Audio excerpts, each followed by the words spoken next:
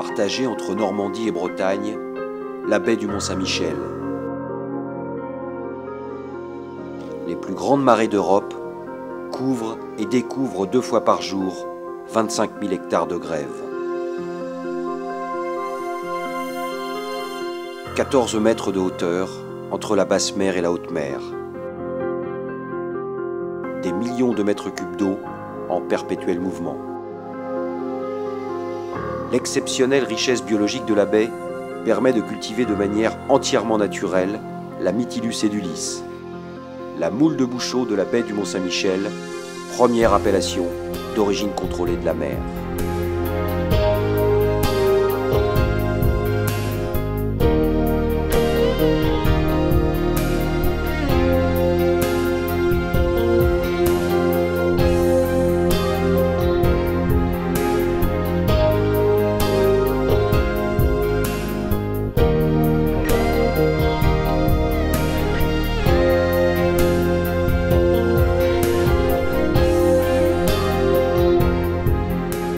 Si la Mytilus edulis grandit dans la baie du Mont-Saint-Michel, elle naît sur le littoral atlantique.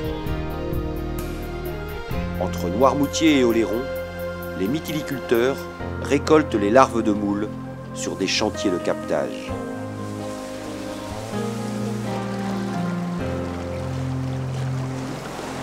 Sur la plage des Saumonards, dans l'île d'Oléron, des cordes en fibres de coco naturelles sont étendues sur les chantiers.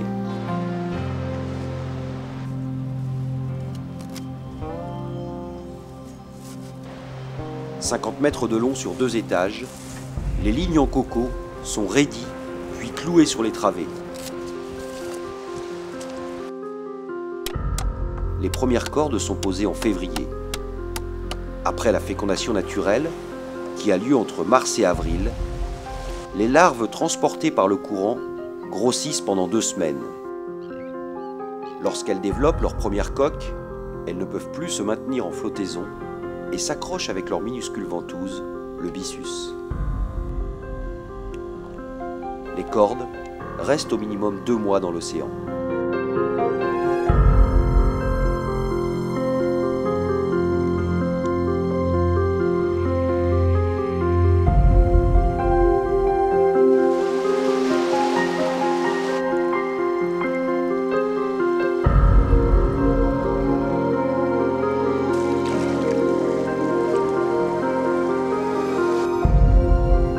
Les jeunes moules sont fixées. Presque invisibles à l'œil nu sur certaines cordes, elles sont beaucoup plus développées sur d'autres où elles ont déjà commencé leur croissance. Pour profiter du peu de temps de la marée, les cordes sont détachées à une extrémité et ramenées à terre dans des mannes.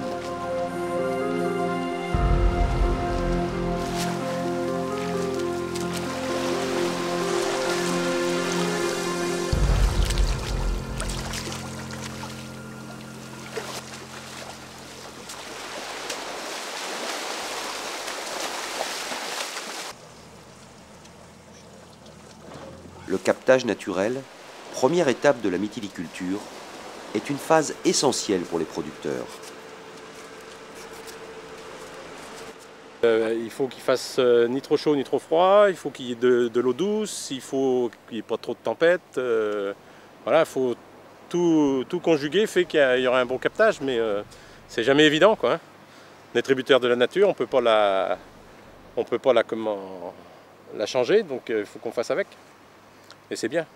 Ah ben, il y a des années où c'est plus ou moins, hein, il y en a plus ou moins dedans, la densité on ne la contrôle pas, quoi, hein. C'est la nature, ça c'est au moins une bonne chose. La Charente qui se déverse ici tout l'hiver, quoi, donc qui amène beaucoup d'eau douce, ce qui permet d'avoir du doussin pour la laitance. Et puis bon, en plus on a la chance d'avoir Charon qui est pas loin, Boyard où il y a plein de moules, donc plus les longues lignes qu'on voit là au large. Ce qui fait qu'il y a de la laitance dans l'eau, il y a de la matière organique dedans, ce qui fait qu'il y a un bon captage ici, quoi.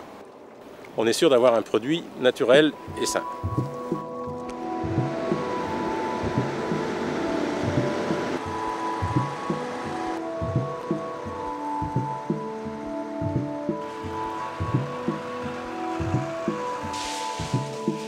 Les jeunes moules vont entamer un deuxième voyage, terrestre celui-là, pour rejoindre leur lieu de croissance naturelle dans la baie du Long.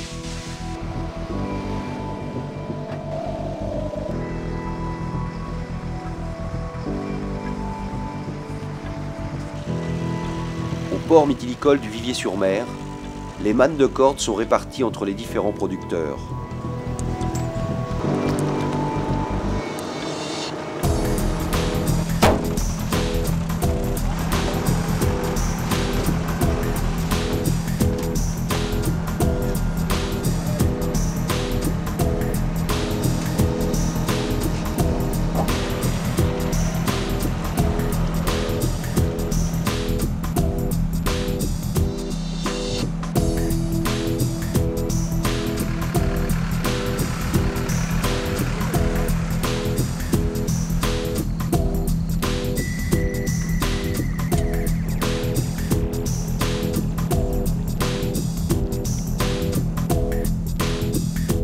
Certaines cordes ensemencées rejoignent directement les bouchots dans la journée, d'autres sont préalablement stockées sur les chantiers de grossissement. La forte amplitude des marées dans la baie permet rarement de travailler à pied sec. Les mytiliculteurs suivent le reflux et chargent les jeunes mollusques dans une petite embarcation, un acon. Liées les unes entre les autres sur 200 mètres, les cordes sont déroulées et clouées sur ces chantiers. Elles attendront de prendre place sur les bouchots au fur et à mesure des besoins des mytiliculteurs.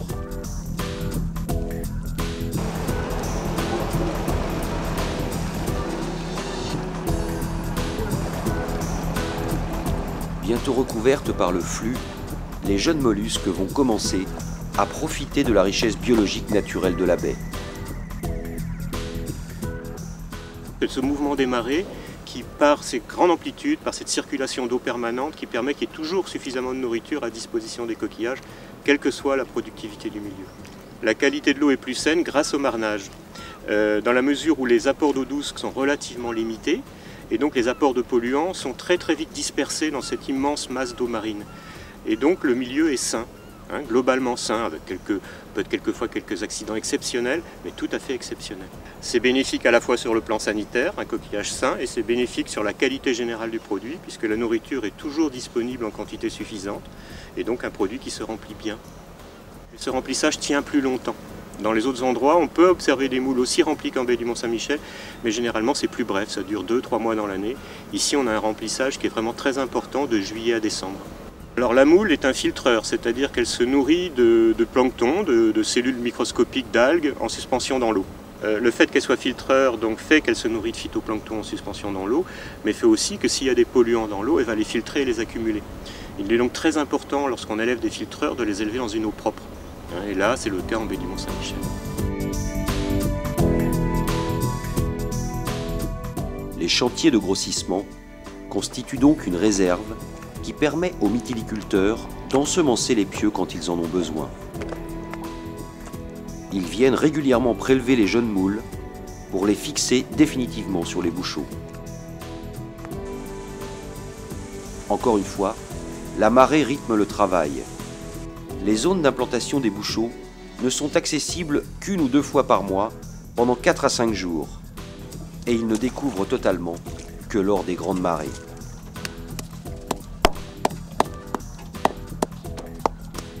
Les cordes sont d'abord fixées au sommet des pieux en attendant que la mer se retire.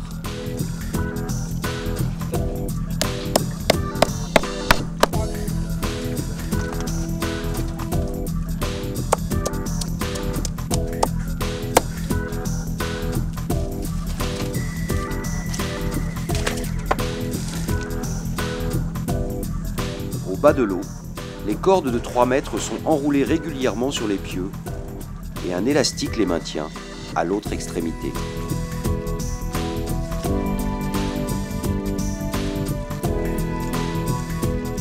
Pour protéger la ressource en nourriture, les producteurs n'ensemencent, selon les zones d'implantation, que 55 à 65% des pieux.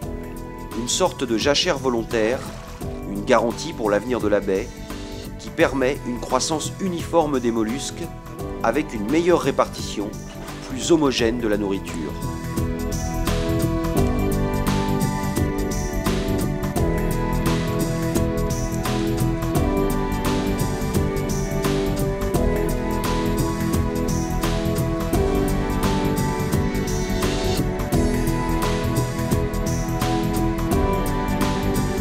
Entre la fin de l'ensemencement et avant l'ouverture de la pêche, le travail d'entretien et de surveillance des cultures ne s'arrête pas. Il faut par exemple régulièrement replanter des pieux emmenés par les tempêtes.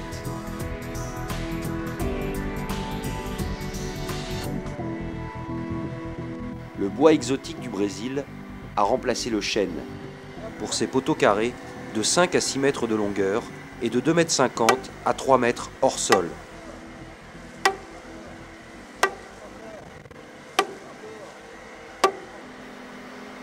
D'autres pieux, déjà bien garnis, sont redressés avant que les coups de vent et les puissants courants de la baie ne les emportent définitivement.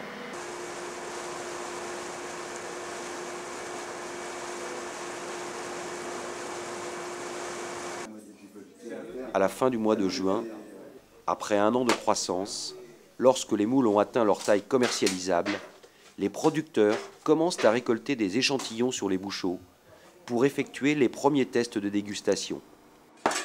Des tests à l'aveugle sur des moules cuites naturellement. Ces tests font partie d'un cahier des charges très précis pour répondre aux normes de l'Institut national de l'origine et de la qualité. À partir de juin, mi-juin, à chaque marée, on va aller faire des tests. Et là, eh bien, ce qui se passe, c'est qu'on va demander au producteur d'aller récupérer un pieu entier qui va être lavé, calibré comme s'il était pour la vente. Et là, nous, on va prélever là-dessus pour savoir si ça a les qualités. Et donc, si c'est bon, il faut dans les 3 jours une deuxième dégustation qui va confirmer ou infirmer la tendance de la première. On va demander aux dégustateurs si pour eux la saison peut être ouverte selon tous les lots qu'ils ont dégustés. Et après, en fait, c'est un courrier officiel de l'INAO de Caen qui va déclarer que la saison est ouverte. La note totale va être sur 28 parce qu'il y a 7 critères notés sur 4. Et donc, ce total sur 28, il faut que les lots aient au minimum en moyenne des dégustateurs 18. Je trouvais que c'était vraiment un lot, bon, à part peut-être un peu la saveur, mais autrement, non. À chaque dégustation qu'on fait, on va faire une analyse aussi des tailles et des taux de remplissage, en plus de la dégustation. Et donc il faut que les taux de remplissage soient supérieurs à 25% et que la moyenne des moules soit au-dessus de 4 cm et qu'il y en ait moins de 5% qui soient en dessous de 3,5 cm. Et donc ça va être contrôlé aussi. En plus des dégustations, les moules sont analysés par un laboratoire indépendant qui va revérifier le taux de remplissage et effectuer des analyses bactériologiques.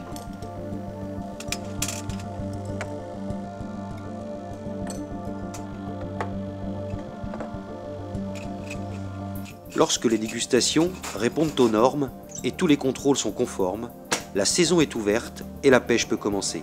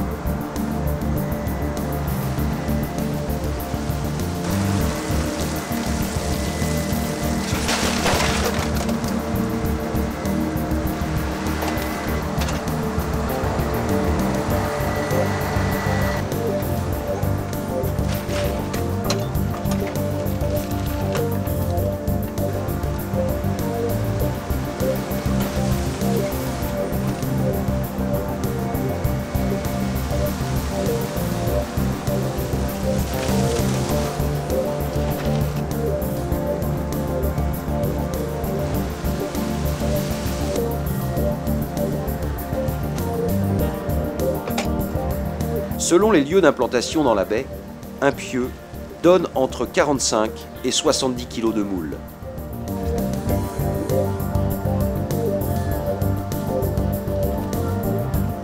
La période de pêche s'étend donc de début juillet jusqu'à la fin janvier, voire fin février certaines années.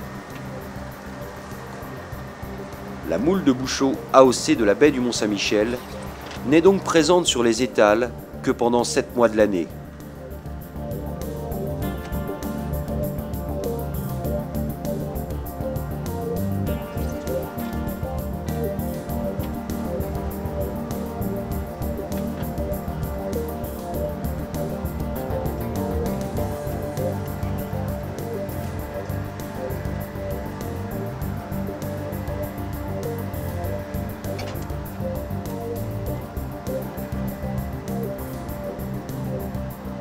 Pour une traçabilité totale du produit, les producteurs notent chaque ligne de pieu récoltée. Ils connaissent ainsi la date d'ensemencement et la provenance du naissain.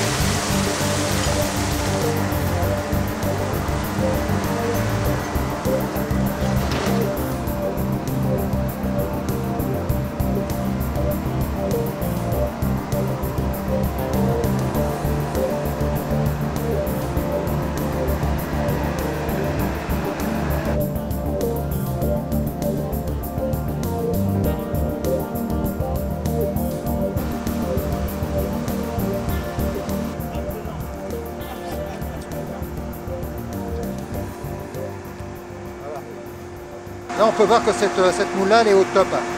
Elle a un foie qui est bien constitué, elle a une jolie couleur, elle est vraiment pleine. Donc là, elle répond à toutes les normes pour faire partie d'avoir l'appellation d'origine contrôlée. Voilà.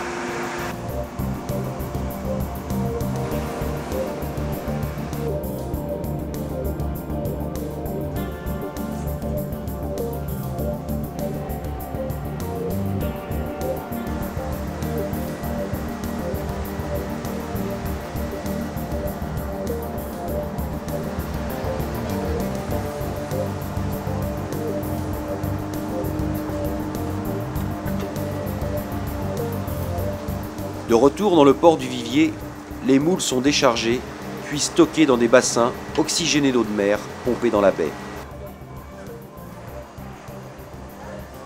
En général conditionnées le jour même ou le lendemain, elles ne peuvent réglementairement rester plus de 7 jours dans ces bassins.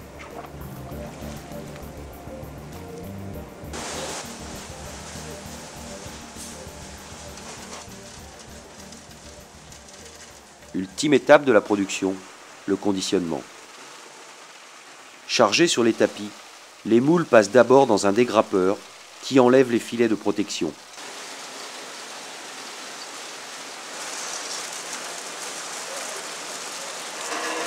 Une machine les lave, puis une autre les calibre.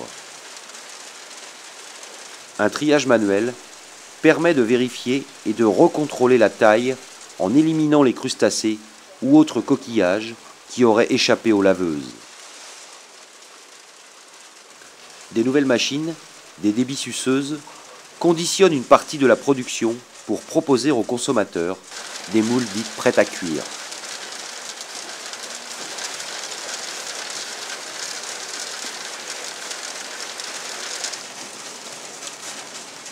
Les moules sont conditionnés en sacs de 5, 10 ou 15 kg, puis sertis par un collier qui certifie l'appellation d'origine contrôlée.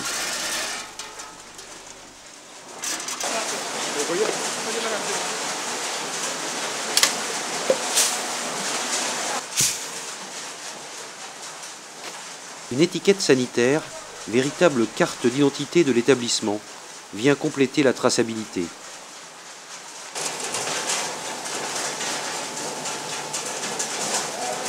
De la récolte du naissain jusqu'au conditionnement, les producteurs observent scrupuleusement chaque règle imposée par l'appellation d'origine. C'est absolument pas contraignant. Le cahier des charges est un copier-coller des méthodes de production qu'on fait aujourd'hui et que l'on fait depuis 50 ans. Donc ça permet de préserver en fait ces méthodes de production. Ça garantit aux consommateurs que le produit bien sûr est 100% naturel, mais aussi qu'il est bien élevé et produit en baie du Mont-Saint-Michel. Et aujourd'hui, effectivement, les producteurs souhaitaient vraiment que le consommateur soit sûr que quand il achète des moules AOC de la baie du Mont-Saint-Michel, elles soient bien produites en baie du Mont-Saint-Michel. Et sinon, au niveau du producteur, une AOC permet de protéger notre baie de tout ce qui peut venir de terre comme de mer, donc ça pérennise nos entreprises. Et puis, ça permet aussi de mettre un petit peu des garde-fous, puisqu'on a des systèmes de production aujourd'hui qui permettent de produire de plus en plus. Et nous, on veut partir sur des orientations plus qualitatives que quantitatives. La moule de Bouchot de la baie du Mont-Saint-Michel est un produit unique. Garantie par l'AOC, gage de qualité, elle respecte son terroir d'origine. Le savoir-faire de ses producteurs permet aux consommateurs d'obtenir un produit constant. Ces méthodes d'élevage préservent l'équilibre naturel du site.